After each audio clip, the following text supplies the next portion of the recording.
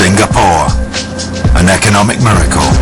In one generation, this tiny Southeast Asian island has made the move from third world status to first.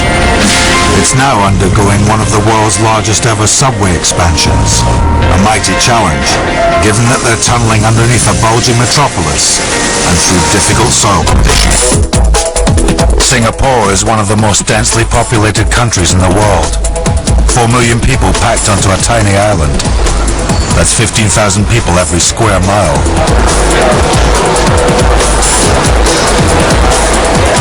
It's confronted transport chaos by creating a public transport system with no equal.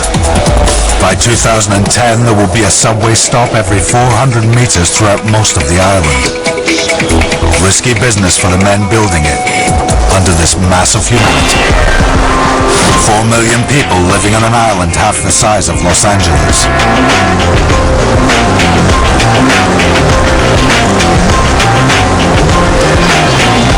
It's one of the richest and most culturally diverse countries in Asia. It's also said to be the most modern and efficient city in the world. But not too long ago, Singapore was a very different place.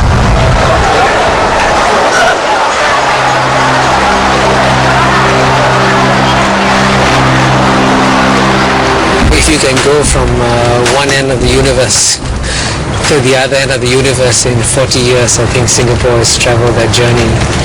I think one of the little known facts about Singapore is that it's one of the very few developing countries that has actually made the transition from developing to developed status, and all in the space of 30 to 40 years. In 1965, when Singapore gained independence from Malaysia, it was poor. Rickshaws and old buses rattled along the streets, and cars clogged the roadways of this tiny little island. We would have 15 people living in a room. In my case, we had a family of 6 and we lived in a one-room house in Singapore. So it was, a typical developing country. In 1965, when Singapore became independent, I think we had the same per capita income as Ghana, about $500 per year. Singapore's new leaders set out to build a new nation. They demolished old buildings and rehoused people in satellite towns and suburbs. And to get them to work, they revolutionized the commute.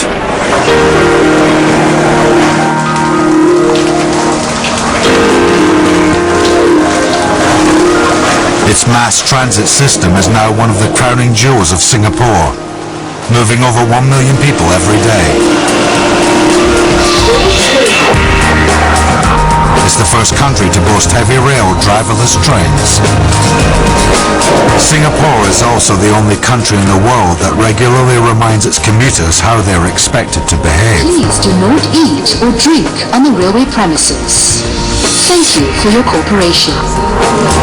And that includes chewing gum, a now infamous Singaporean law. Did you know that the reason why chewing gum was banned in Singapore, one of the reasons, is that somebody would stick a piece of chewing gum and the doors of the train wouldn't close, and so the train couldn't move.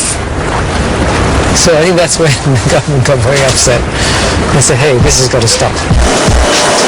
Singapore opened its first subway line in 1987 and has been expanding it ever since.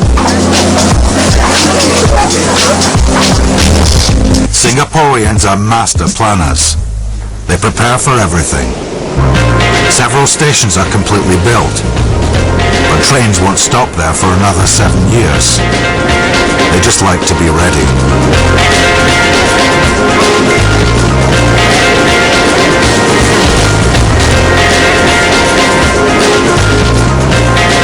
It's all part of the grand vision for Singapore, to have one of the most comprehensive mass transit systems in the world. Move people quickly and you've got a fast-moving economy. It's one of the ways Singapore has managed to leap forward from third world status to first in the space of a few decades. A mighty accomplishment indeed.